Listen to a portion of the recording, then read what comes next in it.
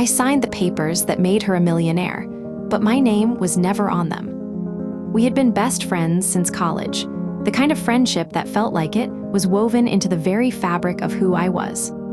I remember the night she came to me with the idea for her company. Her eyes were bright. Her voice was shaking with that electric mix of fear and excitement that only comes when you are about to bet everything on a dream. She was my person, my ride or die, the one who held my hair back when I was sick, and who I called at 3 a.m. when my boyfriend broke my heart. And I believed in her. I believed so deeply that I emptied my savings account, $17,000, every penny I had saved since I was 16, and handed it to her on a Tuesday afternoon in a coffee shop that smelled like burnt espresso and ambition. She promised me equity. She promised me a seat at the table. She promised me that we would build this together. But promises, I have learned, are just words that people say when they need something from you. For 2 years, I worked alongside her. I worked nights after my day job, weekends when everyone else was at brunch or on vacation. I designed the logo myself. I remember sitting at my kitchen table until 4 a.m., my fingers cramped around a stylus, trying to capture the exact feeling of what she wanted the brand to say. I wrote the first business plan. I cold called investors and got hung up on 47 times before someone finally said yes. I believed in this thing more than I had ever believed in anything, because it was ours. Hers and mine, a monument to everything we had survived together. And every time I asked about the paperwork, the legal documents that would make me a co-founder, she smiled that warm, disarming smile and said the same thing. Next week, I promise, the lawyer is just swamped. You know how it is. And I believed her, because that is what you do when you love someone. You trust them. You give them the benefit of the doubt, even when something in your gut whispers that you should not. I remember the day she got the first big investment, $120,000 from a venture capital firm that had rejected us 6 months earlier. She called me from her car, screaming with joy, and I screamed with her. I was so proud. I was so blind. The first crack came on a Thursday afternoon in November. I had stopped by the office to drop off some marketing materials I had designed. I was still doing that work for free because I believed in the mission, and I saw a stack of papers on her desk. They were incorporation documents. I recognized the state seal at the top because I had been asking about those exact documents for 18 months. I did not snoop. I told myself I would not snoop. But my eyes caught the list of officers on the first page, and I saw her name. And then I saw another name, her cousin Marcus, who had never done a single hour of work for this company. And I kept scanning, my heart starting to beat in that strange, hollow way that happens when your body knows something your mind is not ready to accept. My name was not on that page. Not as an officer. Not as a director. Not anywhere. I told myself there was an explanation. I told myself it was an old draft. I told myself that the real documents were coming, that she would explain everything when I asked. I told myself so many lies that I almost believed them. Almost. But that night, I could not sleep. I lay in bed staring at the ceiling, and I felt the first cold thread of something I did not want to name. It took me another 3 weeks to find the truth.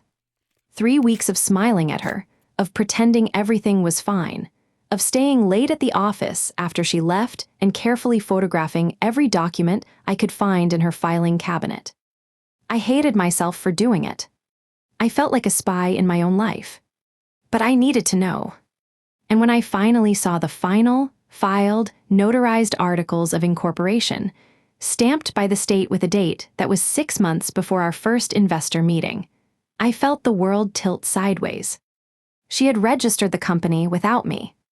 She had given herself 90% ownership and split the remaining 10% between her cousin and her brother.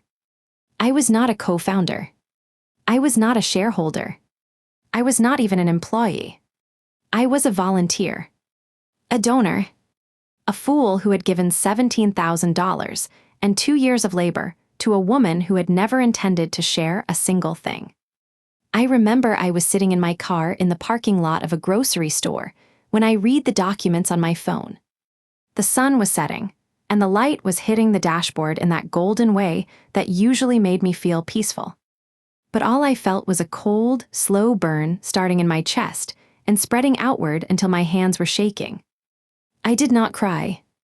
I did not scream. I just sat there, watching the sun go down, and I started to plan. For the next 6 weeks, I became someone I did not recognize. I was calm. I was patient. I was methodical in a way that felt almost surgical. I went to work every day as if nothing had changed. I smiled at her. I laughed at her jokes. I brought her coffee in the mornings, the same way I always had. And all the while, I was collecting everything. I had kept every email, every text message, every voicemail where she promised me equity. I had saved the bank records, showing the transfers from my account to hers. I had documented every hour I worked, every design I created, every investor call I made. I created a folder on my computer labeled personal. Inside, it was a spreadsheet that tracked every single thing I had given to her company, calculated down to the penny, with interest. And I started talking to a lawyer. A very good lawyer. A woman named Alina who specialized in business fraud and who, when I told her the story, set down her coffee and said, "This is going to be expensive for her." I did not tell anyone what I was doing. Not my mother. Not my sister. Not the friends who kept asking me why I seemed so tired. I was building a case in silence, the way you build a house in a dream, brick by brick, with the knowledge that when it was finished, someone would have to live inside it. And I knew exactly who that someone would be. The day came in March on a Tuesday. I had asked her to meet me at the same coffee shop where she had first pitched me the idea, the one that smelled like burnt espresso and ambition. I arrived early. I ordered a black coffee that I did not drink. I watched the door. When she walked in, she was smiling. She was always smiling those days. The company had just closed a second round of funding. She was being interviewed by local business magazines. She was living the dream that I had helped build, and she did not even seem to remember that I had been there. I let her sit down. I let her order her drink. I let her talk for 5 minutes about how exhausted she was, how hard it was to be a founder, how nobody understood the pressure she was under. And then I slid the folder across the table. "What is this?" she asked, still smiling. "Open it," I said. My voice was calm. It was the calmest I had felt in months. She opened it, and I watched her face change. I watched the color drain from her cheeks in a way that I had only ever seen in movies. She flipped through the pages, the bank records, the email printouts, the timeline of every promise she had made and broken, the draft of the lawsuit that my lawyer had already filed with the court that morning. "You have 2 choices," I said. "You can settle. You give me back my $17,000 with interest, you sign over 40% of the company to me, and you issue a public statement acknowledging my role as co-founder. Or we go to court, and I show the judge every single document in this folder, and you get to explain to a jury why you committed fraud against your best friend." She started to cry. She said she was sorry. She said she had always meant to make it right. She said she had been scared. And I sat there, watching her cry, and I felt nothing. No satisfaction. No pity. Just the cold, clean feeling of a door closing. "You have until Friday," I said. And I stood up, and I walked out of the coffee shop, and I did not look back. She settled on Thursday. I got my money back with interest. I got the equity. I got the public acknowledgement.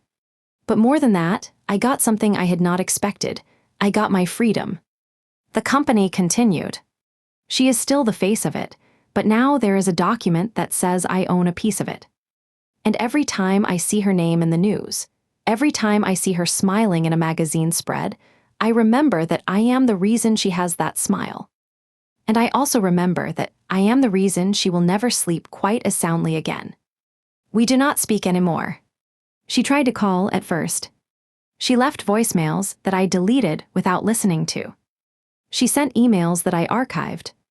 The friendship that had survived every breakup, every move, every crisis of our 20s, it did not survive the truth.